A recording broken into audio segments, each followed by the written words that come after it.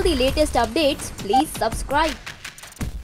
नमस्कार, मैं लव कुमार स्वागत करता हूं आप सभी का नेक्स्ट नए न्यूज के खास programme the daily show with Luv Kumar में।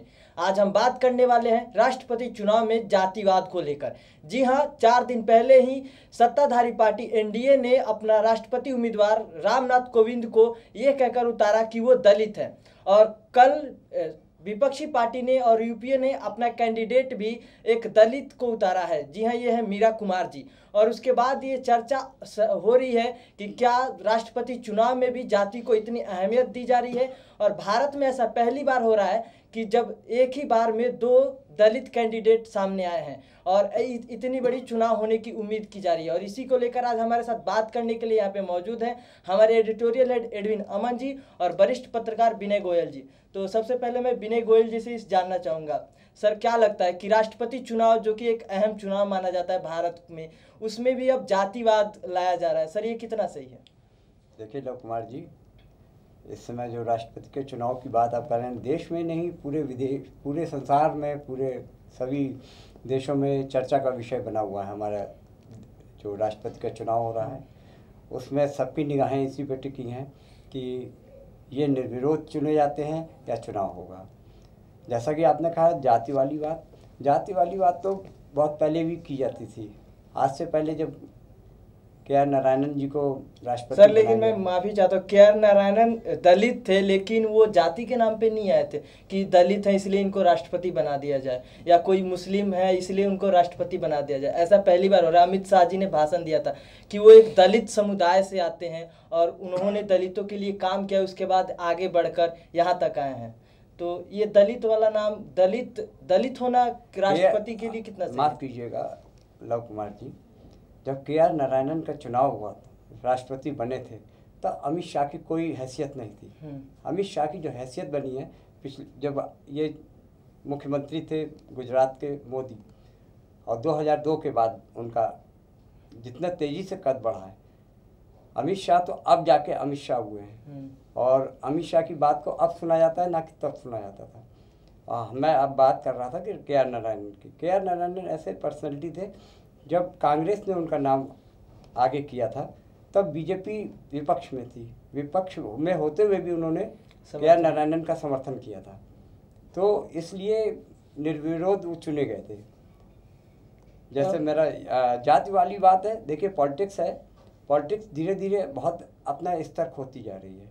ये अपनी पार्टी के किसी न किसी कैंडिडेट को ऐसे पद पे बैठाना आजकल राजनीतिक दलों की ख्वाहिश होती जा रही है कि किसी तरीके से सभी संवैधानिक पदों पे हमारी पार्टी के आदमी बैठे।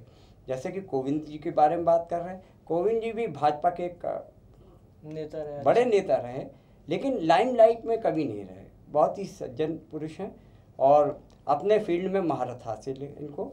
और फिलहाल तो मैं एडविन जी से जानना चाहूँगा, सर क्या लगता है जब बीजेपी ने दलित नाम की घोषणा कर दी थी तो विपक्ष को चाहिए था कि कोई और कैंडिडेट लाए, लेकिन इन्होंने भी वही किया।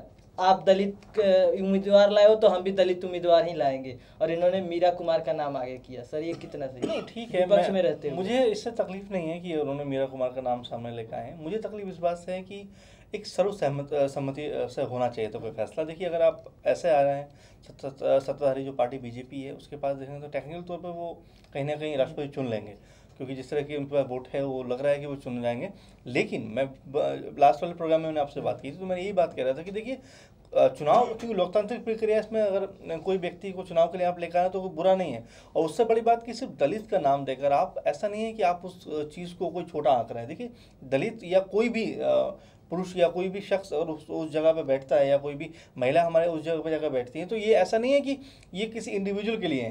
देखिए हो क्या रहा है कि हमने छोटी छोटी बातों को लेकर राजनीतिकरण दे दिया है। और देखिए इसमें सबसे अधिक अगर हम देखेंगे कि अगर मान लीजिए बीजेपी की तरफ से एक दलित चेहरा सामने आता है तो विपक्ष की भी वही भूमिका रहेगी, क्योंकि कहीं ना कहीं ये आपसी गठजोड़ का ये मामला है। अगर हम मायावती जी के बारे में बात करें इस समय, तो उन्होंने खुद स्पष्ट रूप से बोला था कि अगर विपक्ष कोई दलित चेहरा लेकर आता है तो मैं साथ हूं उनके, अगर वो नहीं लेकर आएगा तो मैं बीजेपी के साथ हूं। तो कहने मतलब यही है। तो वो बहुत सारी मजबूरियां, तो देखिए बहुत सारी मजबूरियां ऐसी होती हैं कि आदमी को फैसला करना पड़ता है। और देखिए विपक्ष को अगर सहमति नहीं बना पाए तो विपक्ष को कोई ना कोई चेहरा तो लेकर आना ही था। तो उन्होंने कहीं ना कहीं इस चीज़ को लेकर आ गया कि अगर आप दलित चेहरा लेकर आए हैं तो हम भी कहने दलित चेहरा लेकर आएंगे। तो ये उस तरह की बात है। मैं विनय जी से जानना चाहूंगा सर, क्या लगता है अगर हम टेक्निकल बात कर ले तो एनडीए जीती जाएगी, रामनाथ कोविंद राष्ट्रपति बन सकते हैं, देखिए लेकिन मीरा कुमार नाम आया, लगता है कि विपक्ष एक मत हो पाएगी इस नाम पे? देखिए, अगर आप मीरा कुमार जी की बात कर रहे हैं तो कांग्रेस ने जो कैंडिडेट उतारा थोड़ा लेट उतारा है। अगर इस तरीके का कैंडिडेट उन्हें लाना था तो एनडीए के प्रत्याशी के पहले उनको ये तय लेकिन सर उस समय तो बात चल रही थी कि अभी वो बताएंगे, कैंडिडेट के नाम को लेकर चर्चा होगी, लेकिन विपक्ष तो इसी की इंतजार में था। लेकिन एनडीए ने ऐसा नहीं किया ना, बीजेपी ने वो मिलने गए थे लेकिन नाम की घोषणा कर दी। मिलने गए थे, केवल उनसे चर्चा करने गए थे, ना कि वो नाम लेके गए थे कि इन नामों में से हम सोच रहे हैं।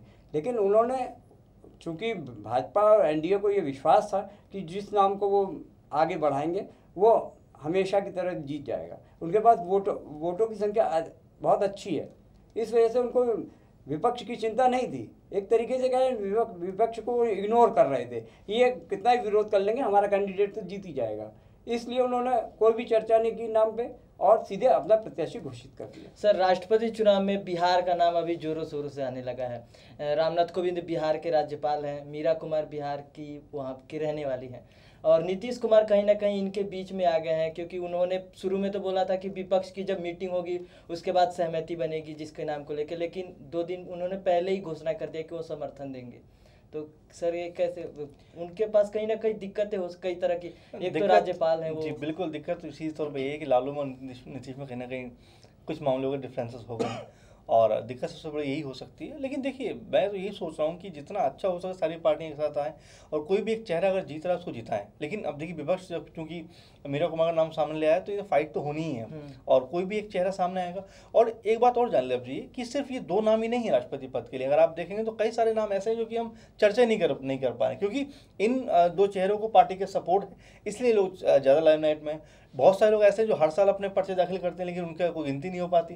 तो कहने का मतलब यही है कि देखिए, 2 चेहरे हमारे सामने हैं, इसमें से कोई एक जीतना है। उसकी भी अगर जीतने की बात करें तो हम कहीं ना कहीं जो कोविंद जी हैं उनकी जीतने की संभावना प्रबल है, क्योंकि वोट बैंक उनके पार्टी के पास है, या उनकी जो एनडीए ने जो उनको समर्थन किया उनके पास अच्छा खासा वोट बैंक है। कहीं ना कहीं शिवसेना की अगर बात कर लें हम लोग की, शिवसेना खुद शुरुआत में विरोध कर रही थी, लेकिन अब वो भी साथ आ रही है, तो मतलब क्या कहीं ना कहीं सब मिलजुल के आ रहे हैं। लेकिन जिस तरह विपक्ष ने अपना रुख दिखाया तो अब चुनाव तो होना ही है।